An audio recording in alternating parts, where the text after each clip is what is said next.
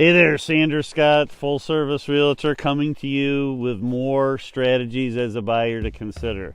Should you give the seller time after closing to move out?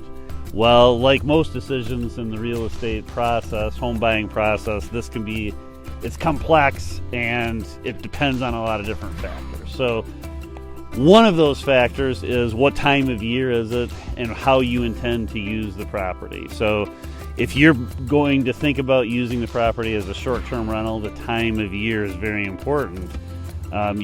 Because if it's right during the time of the prime weekly rental season, then you're not going to want to give a lot of time to move out. So another thing to consider is the lender requirements. If you are not buying cash and you're using a mortgage, the lender is not going to want a whole lot of time. 60 days is usually the max that they'll allow a seller to remain in the property.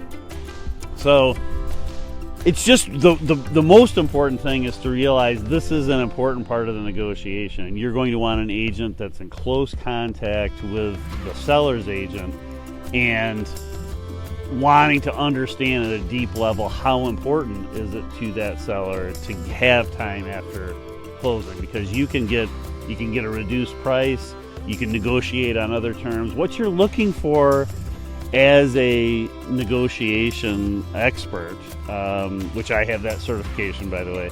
But when you want to be a highly effective negotiator, you want to look for opportunities that mean a lot to the other party and maybe don't mean that much to you, and vice versa.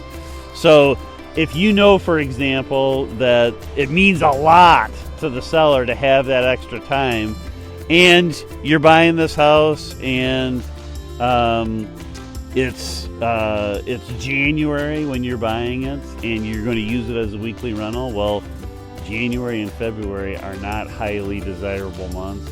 It could cost you very little to give a seller 60 days, but it might mean a ton to that seller. So there's a great negotiating opportunity for you to get something else that's important to you in return for something that's really insignificant to you as a buyer. So those are the kinds of opportunities that you're looking for when you're negotiating real estate deals. It's important that you have an agent that's an adept negotiator on your behalf who can look for those opportunities for you and leverage those opportunities to your advantage. So that's the most important thing. Get an agent who knows what they're doing, right? All right. Thanks a lot. Really appreciate it.